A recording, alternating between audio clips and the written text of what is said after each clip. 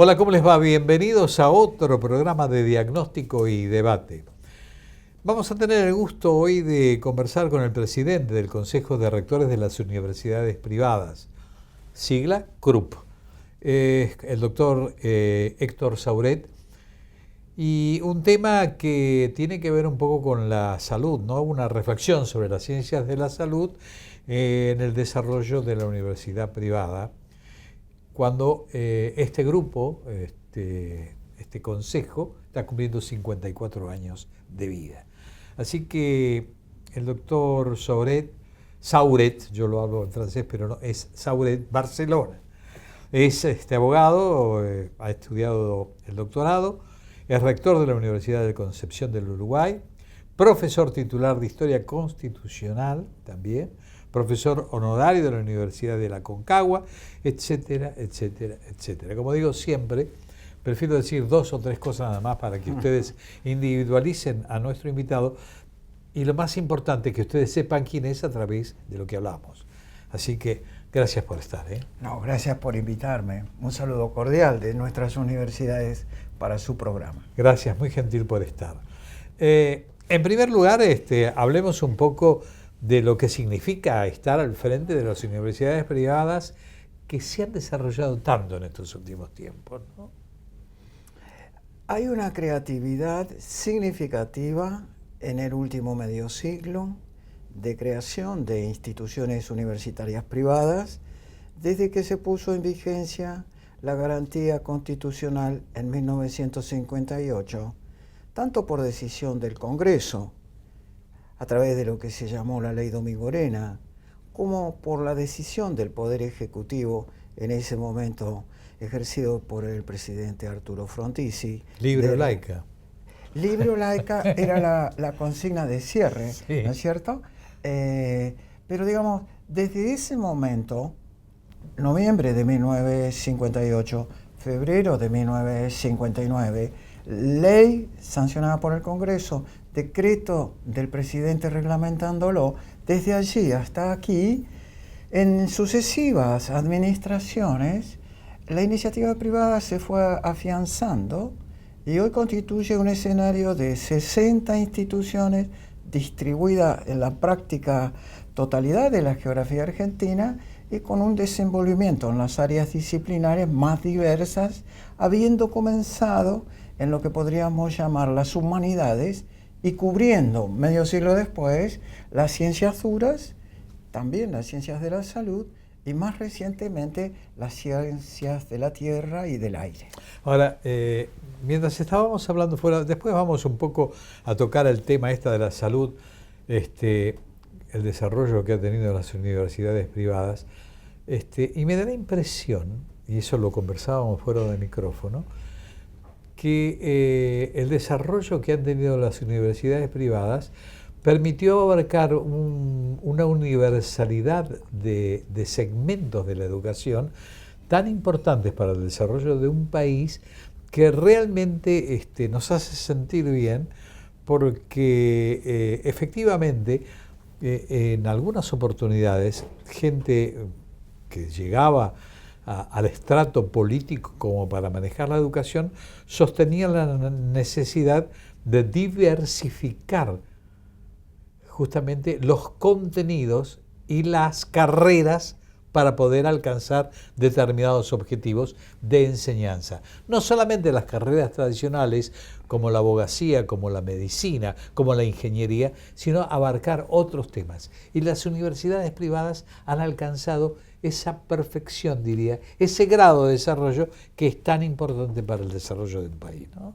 Esa es la impresión personal. No sé si estoy de acuerdo, si están de acuerdo o no, pero es lo que siento, ¿no? A través de lo que ha venido la gente conversando aquí.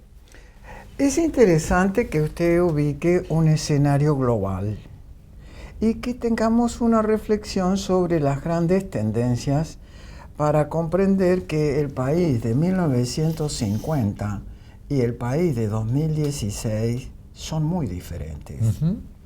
Le voy a dar 3 datos de coordinación. Las universidades privadas son contemporáneas con otras 2 creaciones trascendentales de la vida argentina, el INTA y el CONICET. Ahora la pregunta es esta: ¿por qué antes de los años 50 del siglo XX no se había creado el INTA, el CONICET o la universidad privada?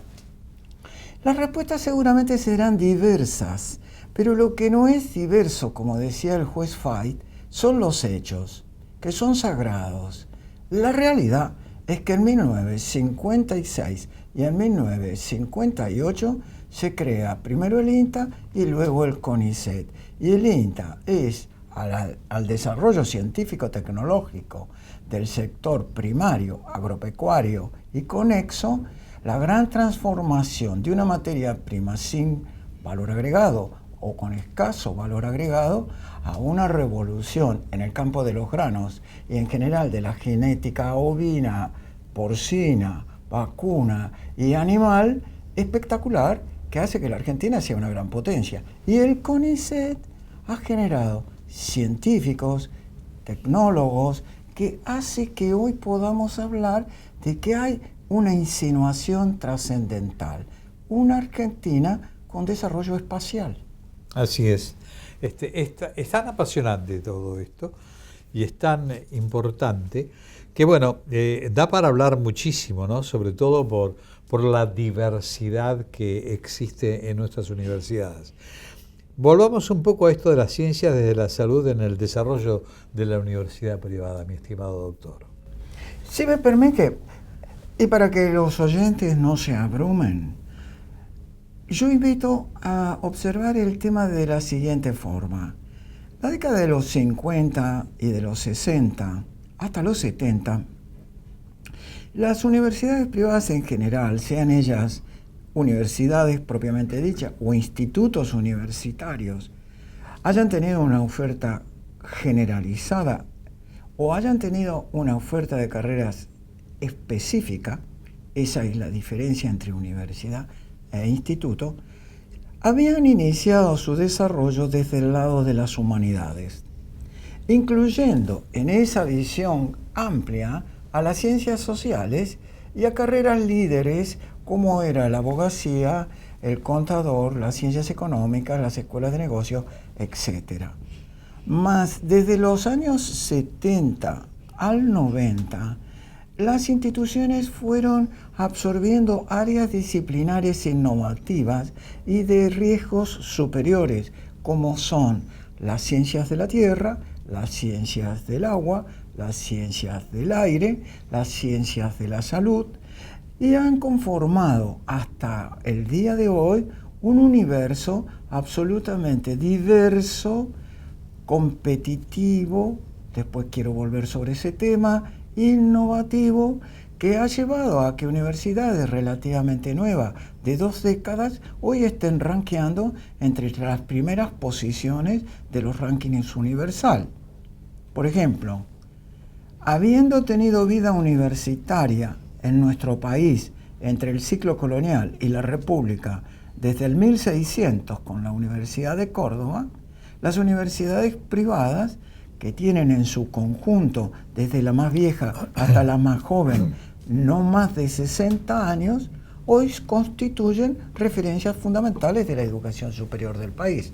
Complementan y singularizan a la Universidad Argentina de un modo significativo, porque tienen que rendir cuentas no solo desde el punto de vista de sus ingresos y de sus egresos ante el Estado en la dirección de personas jurídicas donde tienen su rectorado, sino porque además tienen que validar calidad ante la CONEAU con los mismos estándares y con juicios de pares exógenos respecto de sus niveles de carreras centrales que tienen que ser acreditadas periódicamente, cuestión que me parece que ha significado un progreso fundamental en la vida de la educación superior del país. Ahora, usted ha marcado bien las épocas, ha marcado la evolución de la universidad privada en relación a la universidad que conocemos nacional. Y efectivamente faltaría el último segmento, que es el de la diversidad de las carreras tradicionales. O sea, las carreras tradicionales, como usted bien lo señaló, hasta una época determinada, pero a partir de eso, que fue la evolución de la sociedad en el mundo, comienza el desarrollo en nuestro país de la diversidad también de las áreas que abarcaban las universidades privadas. Ese es el otro segmento que nos faltaría, que es el segmento que va prácticamente de los 90 para adelante, ¿no? Analicémoslo. Y si me permite, analicémoslo desde el punto de vista de la tecnología de la educación. Hoy en día la universidad, hablando lato sensu, tiene dos modalidades didácticas. Una que podríamos llamar la modalidad presencial y otra la modalidad mal llamada a distancia, que tiene la tecnología de las TICs, las tecnologías de la información, de la comunicación, que son enseñanzas interactivas en donde la distancia no separa, sino que la tecnología permite que el aula tenga una dimensión a un elemento tecnológico en donde alumnos y profesores coexisten en el espacio de Internet. Esas dos dimensiones me parece que nos han permitido avanzar de una manera significativa. El mundo del Consejo de Rectores abarca universidades que tienen esas dos modalidades, debiendo decir que ambas modalidades están comprometidas con niveles de calidad que son validados por el Estado, más en lo presencial que en la distancia, porque están aún desenvolviéndose debates a nivel del Consejo de Universidades entre la universidad pública que agrupa el CIN y la universidad privada que agrupa el CRUP.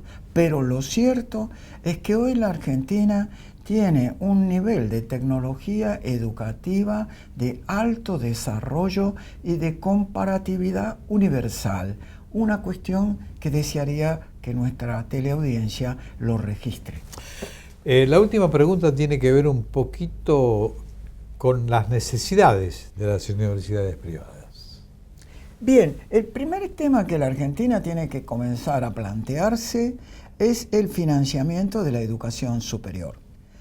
Por un debate que usted caracterizó muy bien respecto del mensaje periodístico de 1958, laica o libre, que en realidad lo que refería era a la universidad libre, entendida por Estrada, que era una universidad académica sin título profesional. Esa universidad libre, que fue en sucesivos tiempos rechazada durante el siglo XX, primera mitad, incluso por la Corte, cuando rechazaba que la Universidad Católica Argentina en 1919 y en 1911 pudiera emitir títulos, como consecuencia de que el estado de debate en la Argentina del centenario solo concebía que debía haber una universidad estatal con monopolio de títulos.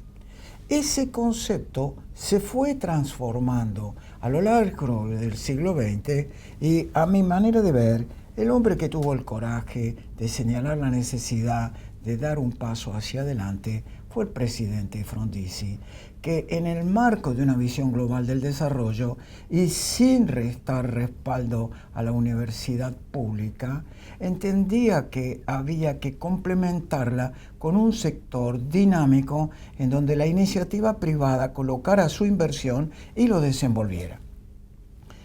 Los presupuestos de las universidades privadas son privados en el sentido de que se financian con aranceles de sus estudiantes, con locaciones de servicio y venta de servicios y con una creciente competitividad hacia los fondos públicos. En su origen, en la etapa de la Ley Domingorena, se prohibía el financiamiento público de la universidad privada como consecuencia del alto grado de ideologización que había en aquel debate, en donde la concesión comenzaba como veámosla crecer, controlémosla y observemos cómo rinden cuenta. Ese proceso se ha dado y hoy la legislación de universidades establece que cuando una universidad privada desea desenvolver la función investigación, desarrollo, emprendedurismo, I+D, la función I+D, puede competir por fondos públicos. Y esos fondos públicos los administra el Ministerio de Ciencia, y esto es un cambio cualitativo muy avanzado. Mi estimado doctor, gracias por venir. Ha sido muy ilustrativo lo que hemos conversado. Y supongo que en cualquier otro momento lo convocaremos para seguir hablando un poco del desarrollo de las universidades privadas. Nos encontraremos en Diagnóstico y Debate. Muchas gracias. No, gracias a usted, doctor. Muy amable.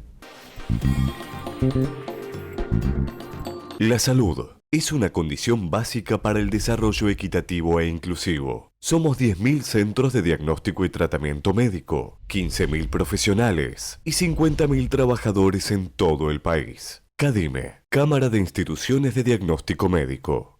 www.cadime.com.ar. La formación en gestión es la llave del progreso de las personas, las empresas y las naciones. Fundación DPT, potenciamos el talento.